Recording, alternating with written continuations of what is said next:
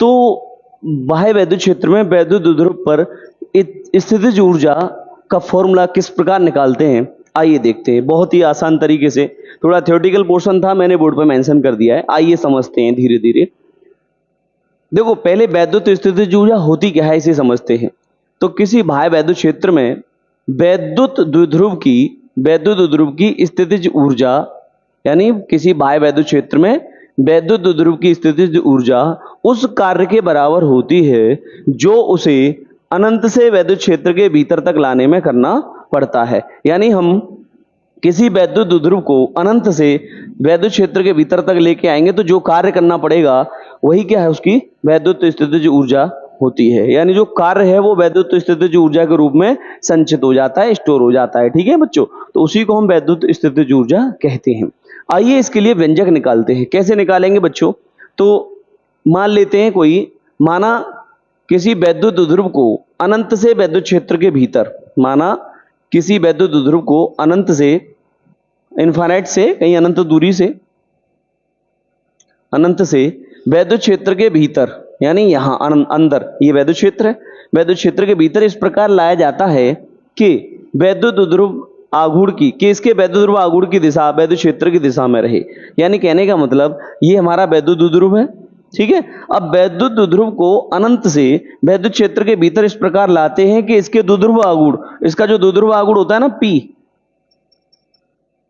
ये द्विध्रुव आघूर्ण जो P होता है, इसकी दिशा माइनस से प्लस क्यू आवेश की ओर होती है। तो ये डायरेक्शन ऐसी रहे, माइनस से, ये वैद्युत क्षेत्र की दिशा में रहे, तो यानी ऐसे लेके आते हैं इसे इस प्रकार। तो हमने कहा, माना किसी वैद्युत द्विध्रुव को अनंत से वैद्युत क्षेत्र के भीतर इस प्रकार लाया जाता है कि इसके द्विध्रुव आघूर्ण की दिशा वैद्युत क्षेत्र की दिशा में रहे। यानी वैद्युत क्षेत्र अगर उस दिशा में है तो वैद्युत ध्रुव आघूर्ण P की भी दिशा वैद्युत क्षेत्र की दिशा में ही रहे, इस प्रकार लेके आएंगे। यानी ऐसे नहीं कि इधर प्लस का हो इधर माइनस का हो तो वैद्युत क्षेत्र की दिशा उल्टी, तो वैद्युत आघूर्ण की दिशा उल्टी हो जाएगी। तो हमें क्या करना है, इसको इस प्रकार लेके आना है कि वैद्युत ध्रुव आघूर्ण की दिशा वैद्युत क्षेत्र की दिशा में ही रहे। यानी पहले माइनस क्यू आवेश इधर आएगा, प्लस क्यू आवेश, तो इस प्रकार इसे लेकर आते हैं। ठीक है, ये यहां तक बात हो गई क्लियर। अब तब वैद्युत क्षेत्र E के कारण इसके प्लस क्यू आवेश पर एक बल F बराबर EQ कार्य करेगा, जो कि वैद्युत क्षेत्र की दिशा में लगेगा। जब ये अंदर आ जाएगा बच्चों तो इस पर प्लस क्यू आवेश पर वैद्युत क्षेत्र की दिशा में एक बल लगेगा, और ये माइनस क्यू आवेश है, इस पर भी एक बल वैद्युत क्षेत्र के विपरीत दिशा में लगेगा, क्योंकि ये माइनस है और ये प्लस का है तो इस पर वैद्युत क्षेत्र की दिशा में लगेगा। ठीक है, तो हमने कहा यहां पर इधर वैद्युत क्षेत्र के कारण इसके प्लस क्यू आवेश पर एक बल F बराबर EQ कार्य करेगा, क्योंकि आप जानते हैं वैद्युत क्षेत्र के अंदर E बराबर F अपॉन क्यू नॉट, तो F निकालते हैं यहां से, F बराबर EQ नॉट होता है। तो वैद्युत क्षेत्र के अंदर इस वाले आवेश पर बल F बराबर EQ और इस पर F बराबर माइनस का EQ, क्योंकि माइनस Q मैं इसलिए ले रहा हूं क्योंकि यहां पर डायरेक्शन पता चल रही है कि विपरीत दिशा में बल यहां पर लगा हुआ है। समझ आया? अच्छा देखिए, तो हमने कहा तब इसके द्विध्रुव आघूर्ण के प्लस क्यू आवेश पर वैद्युत क्षेत्र की दिशा में एक बल F बराबर EQ कार्य करेगा, और माइनस क्यू आवेश पर वैद्युत क्षेत्र के विपरीत दिशा में एक बल F बराबर माइनस का EQ कार्य करेगा। ठीक है, कार्य करता है, माइनस क्यू आवेश पर वैद्युत क्षेत्र के विपरीत दिशा में बल कार्य करता है। ठीक है, यहां तक बात क्लियर हो गई। अच्छा देखिए, स्पष्ट है, अब देखो चित्र से स्पष्ट है कि बेटा जब वैद्युत द्विध्रुव को देखिए एग्जांपल से समझते हैं। जैसे मान लीजिए हमारे पास ये है एक, मान लीजिए वैद्युत ध्रुव, ये माइनस क्यू, ये प्लस क्यू, तो वैद्युत ध्रुव को जब यहां अंदर लेके आएंगे तो अभी देखो सिर्फ माइनस क्यू आवेश, जब वैद्युत क्षेत्र के अंदर आया तो सिर्फ माइनस क्यू आवेश पर बल लग रहा है, और जब अंदर और आता जाएगा तो ये पूरी दूरी यहां से यहां तक की 12 तय कर लेगा, तब ये प्लस क्यू अंदर आ पाएगा, तब इस पर बल लगना शुरू होगा।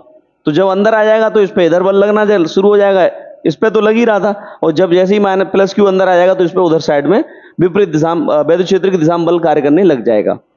अब यहाँ पे अंदर जब आ जाएगा तो वैद्युत क्षेत्र की विपरीत दिशा में और वैद्युत क्षेत्र की दिशा में और विपरीत दिशा में बराबर और विपरीत बल कार्य करने लग जाएंगे, तो एक दूसरे को निरस्त कर देंगे अंदर आकर के। लेकिन जब बाहर था तो ये माइनस क्यू आवेश को लेके आ रहे थे तो इस पर बल लग रहा था, देखो, लेकिन इधर नहीं लग रहा था। अभी कब तक नहीं लग रहा था? ये बाहर था जब तक, और ये अंदर तक लेके आए और 12 दूरी तय करी हमने, और जैसे ही 12 दूरी तय करके ये प्लस क्यू अंदर घुसा, वैसे ही इस पे भी बल लगने लग गया।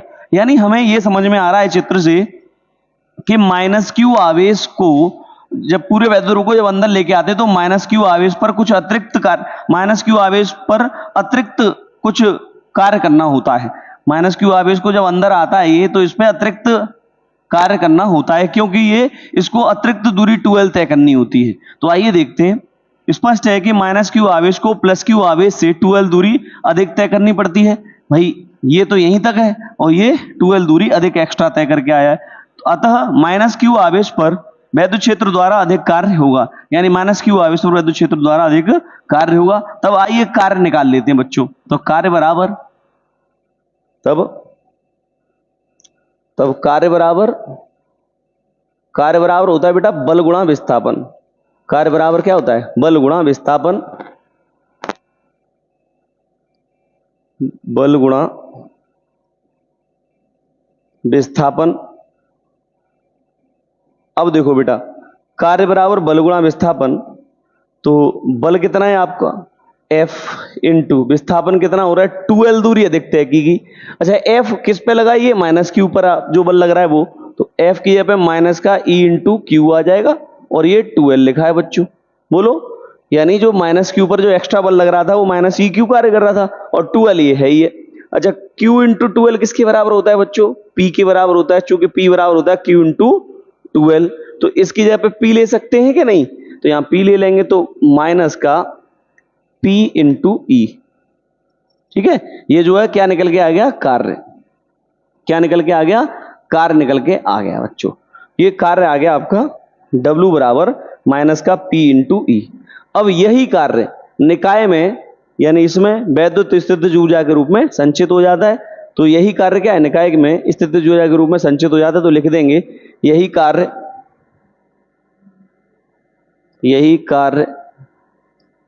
निकाय में स्थितिज ऊर्जा के रूप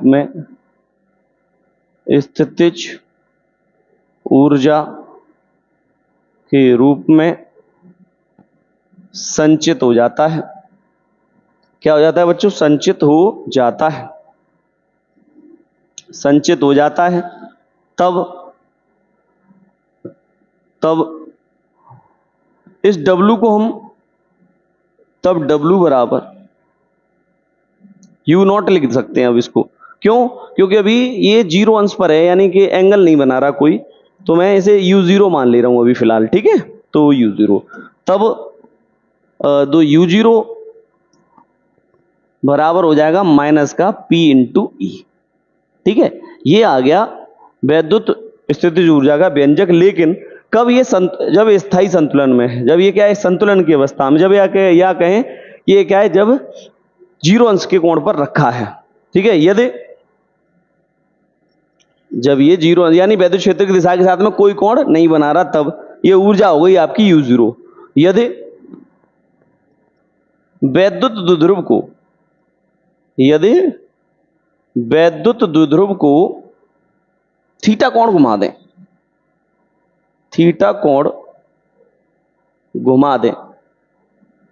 तो थीटा कोण घुमाने में किया गया कार्य ये हम निकाल चुके हैं पहले एक फॉर्मूला। W बराबर PE 1 माइनस कॉस थीटा होता है बच्चों ये, यानी 0 से थीटा कोण घुमाने में किया गया कार्य W बराबर PE 1 माइनस कॉस थीटा ये होता है। घुमा दें, तब यहां पे लिखेंगे यदि वैद्युत ध्रुव को थीटा कोण घुमा दें, तब अब घुमाएंगे तो किया गया कार्य, तब किया गया कार्य W डैश बराबर PE 1 माइनस कॉस थीटा। ये कार्य और हो गया इसमें। अब निकाय में ये अतिरिक्त कार्य और जुड़ जाएगा, है ना? अब निकाय की ऊर्जा में वृद्धि हो जाएगी,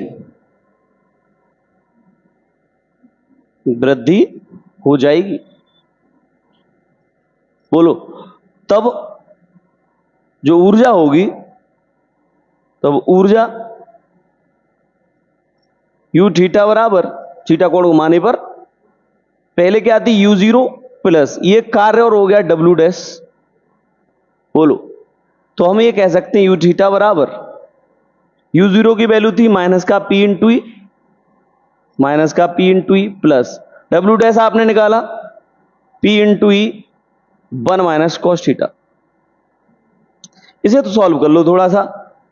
यू थीटा बराबर माइनस के पी इंटू ई, ठीक है, प्लस ये P into E minus PE cos theta, बोलो।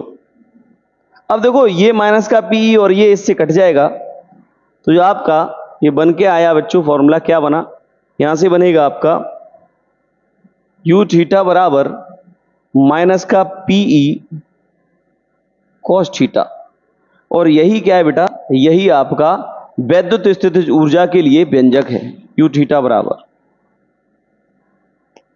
यही क्या है, यही वैद्युत स्थितिज ऊर्जा का व्यंजक है। अब स्थिति देख लो यहां पर, कंडीशन, स्थिति फर्स्ट सेकंड थर्ड कितनी भी बना लो। यदि वैद्युत ध्रुव थीटा बराबर 0 अंश पर है, यदि वैद्युत द्विध्रुव, यदि वैद्युत द्विध्रुव थीटा बराबर 0 अंश पर है, 0 अंश पर रखा है, 0 अंश पर रखा है, तब यू थीटा बराबर ये हो जाएगा माइनस के पी इंटू ई, और कॉस 0 का मान होता है 1, तो कॉस 0, तो यू थीटा बराबर हो जाएगा माइनस का पी इंटू ई। ये कब हो जाएगा, जब ये थीटा कोण पर, सॉरी 0 अंश पे रखा है तो, ठीक है, जो कि पहले ही आप जानते हैं ये निकला था, यहां पे 0 पे था तो। अच्छा, अब ये 90 अंश पे रखा हो, स्थिति सेकंड, जब वैद्युत द्विध्रुव, जब वैद्युत ध्रुव थीटा बराबर 90 अंश पर, 90 अंश पर रखा हो, तब ऊर्जा क्या होगी, यू थीटा बराबर माइनस के पी इंटू ई, ठीक है, माइनस के P into E cos 90, cos 90, और कॉस 90 का मान 0 होता है, तो यू थीटा की वैल्यू हो जाएगी आपकी बच्चों 0, ठीक है। अच्छा, एक और थर्ड कंडीशन चाहे तो आप देख सकते हैं, स्थिति थर्ड, जब वैद्युत ध्रुव थीटा बराबर 180 अंश पर रखा हो, जब वैद्युत ध्रुव थीटा बराबर 180 अंश पर रखा हो, अब 180 पे रखा है तो कॉस 180 की वैल्यू -1 होती है बच्चों, तो यहां से जो बनेगा वो यू थीटा बराबर माइनस के पी इंटू ई कॉस 180, तो यू थीटा बराबर माइनस के पी इंटू ई और इसका मान -1, तो ये हो जाएगा यू थीटा बराबर पी इंटू ई। ये आपका व्यंजक निकल के आ गया है, ठीक है, सभी स्थितियों में। उम्मीद है बच्चों समझ में आया होगा। अगर अच्छा लगे तो वीडियो को लाइक करें और शेयर जरूर करें। Thanks for watching.